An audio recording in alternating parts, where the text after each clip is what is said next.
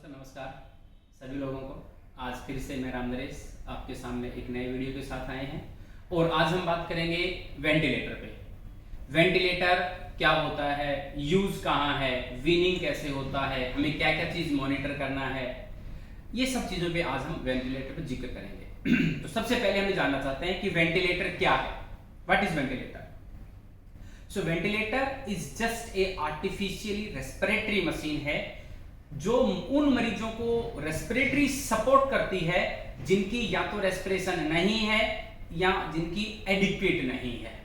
जिस मशीन के द्वारा हम ब्रीथ सपोर्ट करते हैं उस मशीन को बोलते हैं वेंटिलेटर मशीन। आप देख रहे हैं कि हमारे पास यहाँ पे एक वेंटिलेटर है जो कि मैक्यूएट का सर्वो आई वर्जन है। अब नेक्स्ट बात करते हैं कि वेंटिलेटर आया कब, इसकी जरूरत क्यों पड़ी हम लोगों को। सो वेंटिलेटर की लिए थोड़ी सी हिस्ट्री की बात करूं तो 1940s में एक साइंटिस्ट था जिसका नाम था रे बेनेट। उन्होंने जब पोलियो एपिडेमिक हुआ था उस वक्त एक बहुत बड़ा पॉपुलर नेम था जिसका नाम था आयरन लंग के नाम से इंट्रोड्यूस किया। बेसिकली आयरन लंग की बात करें तो बहुत फेमस अपने आप में एक ब्रांड थी। सो अब वेंटिलेटर का किन सिचुएशंस में यूज है, हम कब कौन सी सिचुएशन में यूज करें। सो बेसिकली वेंटिलेटर का दो सिचुएशन में यूज होता है। एक होता है इलेक्टिव वेंटिलेशन और दूसरा होता है इमरजेंसी वेंटिलेशन। सो इलेक्टिव और इमरजेंसी वेंटिलेशन में हमें समझाएं तो इलेक्टिव वेंटिलेशन जो होता है वो प्लानिंग के साथ होता है, फिजिशियन डिसाइड करता है इलेक्टिव वेंटिलेशन को। Emergency ventilation in emergency critical situation में जहां पे मरीज डिसाइड करता है उसको कब वेंटिलेटर चाहिए। मरीज decide in the form of की कंडीशन ऑफ द विक्टिम या पेशेंट की कंडीशन पे कि हाँ डिस्ट्रेस में चला गया, कुछ और इश्यूज है तब। अब वेंटिलेटर कितने तरह के होते हैं, ऑल्दो आज की तारीख में हम एक ही वेंटिलेटर यूज करते हैं बट अर्ली डेज के यदि मैं मिला के चलूं तो वेंटिलेटर बेसिकली दो तरह के होते हैं। एक होता है एनपीवी। एनपीवी जो होता है वो बेसिकली नेगेटिव प्रेशर वेंटिलेशन होता है। दूसरा होता है पीपीवी। पीपीवी बोले तो पॉजिटिव प्रेशर वेंटिलेशन। जो मैं नेगेटिव प्रेशर वेंटिलेशन की बात कर रहा था ये तब इंट्रोड्यूस हुआ था जब मैंने आपको बताया था कि हिस्ट्री में जब पोलियो एपिडेमिक हुआ था। आयरन लंग के नाम से, इस आयरन लंग को बेसिकली पोलियो सर्वाइवल भी बोलते हैं। तो ये बाहर से ही बेसिकली एक प्रेशर एलोलाइज पे क्रिएट करता था और वेंटिलेट करता था बट उसका यूज आज की तारीख में हम नहीं कर रहे हैं। आज हम जितने भी वेंटिलेशन यूज कर रहे हैं वो पॉजिटिव प्रेशर वेंटिलेशन कर रहे हैं।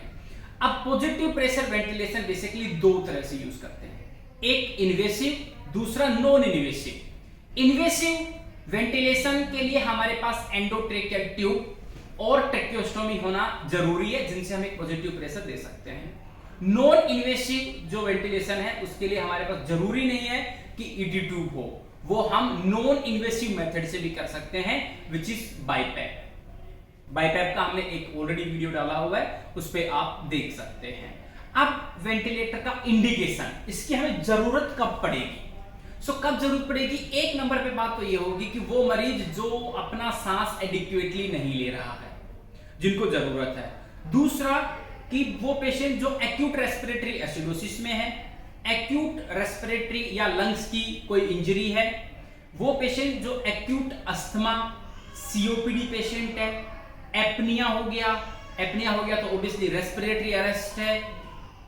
बहुत बार हाइपोक्सीमिया भी एक कारण है और respiratory distress with inadequate breath हो गया, ओटी हो गया, या बहुत सारी ऐसी न्यूरोलॉजिकल इंपेयरमेंट डिजीजेज हैं जहां पे मस्कुलर फटीग होने के बाद में आपको वेंटिलेशन चाहिए। सो बेसिकली बहुत तरह इंडिकेशन हो सकते हैं।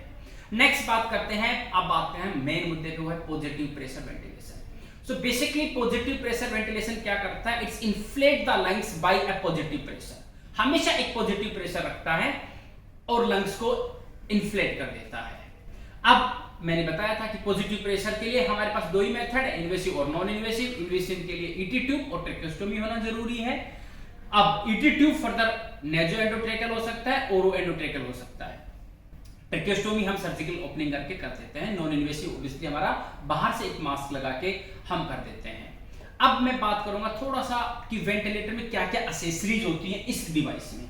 तो एसेसरीज की अपन बात करें मोटा मोटा पहले देख लेते हैं। तो इसमें सबसे जो ज्यादा जरूरी है, तो यहाँ पे आप देख रहे हैं ये दो, एक्चुअली एक देखें आप व्हाइट कलर है और एक ब्लैक एंड व्हाइट के साथ हमारे दो होस पाइप्स हैं।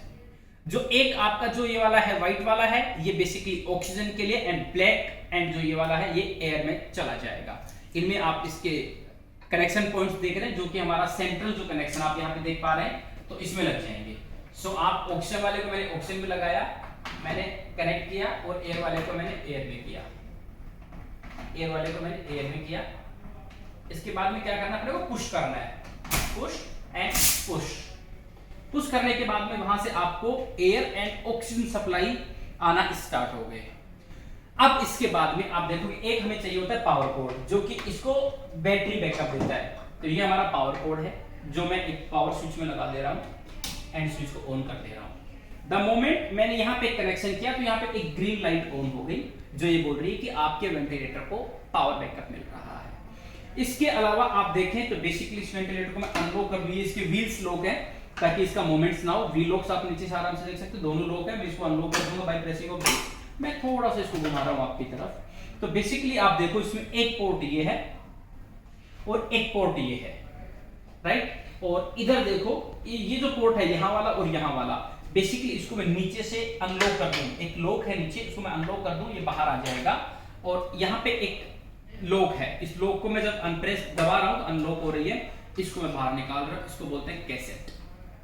जब भी हम किसी नए मरीज को वेंटिलेटर लगाएंगे, दूसरे मरीज को, तो इस कैसेट को बेसिकली हमें एक प्लेन रनिंग टैप वाटर से वॉश करना है और इसको एडिक्वेट टाइम देना है सूखने के लिए। फिर हम इसको लगा देंगे और ये अपना क्या है दोबारा से सेट हो जाएगी। जब मैं सेट करूंगा तो एक किक साउंड आएगा, इट मींस इट्स लॉक। आप सुन पा रहे हैं, किक साउंड था, लॉक हो गया। Push it back, auto lock है, जैसे जाएगा ऑटोमेटिक लॉक हो जाएगा। इसके बाद में आप इस एंड पे देख रहे हो, ये एक स्टैंड है। बेसिकली आपकी ट्यूबिंग जब लंबी हो जाती है तो वो प्रेशर ना डाले ईटी ट्यूब पे, उसको होल्ड करने के लिए बेसिकली एक होल्डर लगा हुआ है। इसके बाद में आप यहाँ पे देखो तो दो चैनल दिख रहे हैं, यहाँ पे लिखा है एक्सपायर्ड और वहां पे लिखा है इंस्पायर्ड। तो बेसिकली यहां से वेंटिलेशन जो करता है वो इंस्पायर्ड, मतलब आपका अमाउंट ऑफ वॉल्यूम डिलीवर करता है। जब पेशेंट एक्सहेल करता है तो इसके थ्रू बाहर निकल जाता है। तो ऑब्वियसली यहां से जब एयर निकलेगी तो वो थोड़ी सी ड्राई आती है, ड्राई आती है।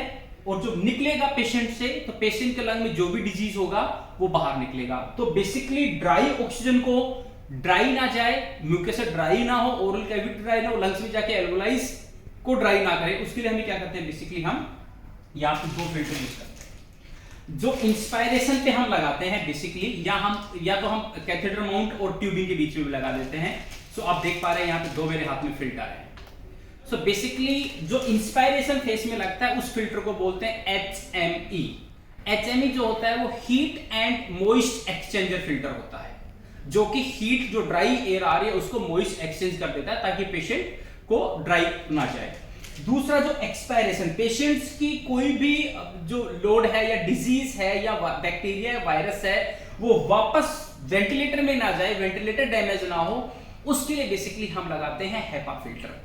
हेपा HEPA, हेपा फिल्टर जो होता है वो हाई एफिशिएंसी पार्टिकुलेट एयर या एरोसोलेट भी बोलते हैं लोग, फिल्टर होता है, जो कि वेंटिलेटर को प्रिवेंट करता है किसी बैक्टीरिया को जाने से, कि नेक्स्ट मरीज को कोई इंफेक्शन ना हो। इसके बाद ये हमारी ट्यूबिंग्स है, बेसिकली इसको बोलते हैं वेंटिलेटर ट्यूबिंग्स। डिस्पोजेबल ट्यूबिंग्स हमारे पास, इसकी जो स्टैंडर्ड लेंथ आती है वो लगभग 1.6 मीटर की आती है। आइडियली 1.5 से 1.8 मीटर की लेंथ आती है। आप इसको बढ़ा नहीं सकते। आप इसको एक पोर्ट इसका आपने इंस्पायरेशन में लगा दिया, आप देख पा रहे हैं, और एक मैंने इसका एक्सपायरेशन में लगा दिया, राइट। एक्सपायरेशन वाले में हेपा फिल्टर और इंस्पायरेशन वाले में हम यहां पर भी कर सकते हैं। यहां हम क्या करते हैं, बेसिकली डिस्क्लोज ना हो, इजी कंफर्ट के लिए हमारे पास एक कैथेटर माउंट है, हम कैथेटर माउंट भी यूज करते हैं। और कैथेटर माउंट और इसके बीच में हम BVF, मतलब दे दो बोले तो HME फिल्टर लगा लेते हैं। तो यहाँ पे हमने क्या किया, बेसिकली डिस्पोजेबल ट्यूबिंग्स ले ली, इसको हमने हैंग कर लिया। तो बेसिकली ये डिस्पोजेबल ट्यूबिंग्स है और ये हमारा एक्सपायरेटरी और ये हमारा इंस्पायरेटरी। बात करें हमारे फिल्टर्स की, HEPA filters and disposable tubings and this HME filters की। सो HME फिल्टर जो होता है वो आइडियली 48 to 72 आवर्स में चेंज हो जाना चाहिए। इससे पहले यदि पेशेंट के ओवर सिक्रेशन से ये चोक हो रहा है, उसके पहले कर सकते हो। Same thing with the tubings also, tubing also will change from 24 to 48 hours में चेंज हो जानी चाहिए आइडियली। उसके पहले यदि विजिबल सोइल दिखने में गंदी है तो अपन चेंज कर सकते हैं। अब बात करते हैं कि वेंटिलेटर ऑन कैसे होगा। ऑन कैसे होगा इसको अपन एक नेक्स्ट वीडियो में देखते हैं कि पूरे वेंटिलेटर्स के पैरामीटर्स।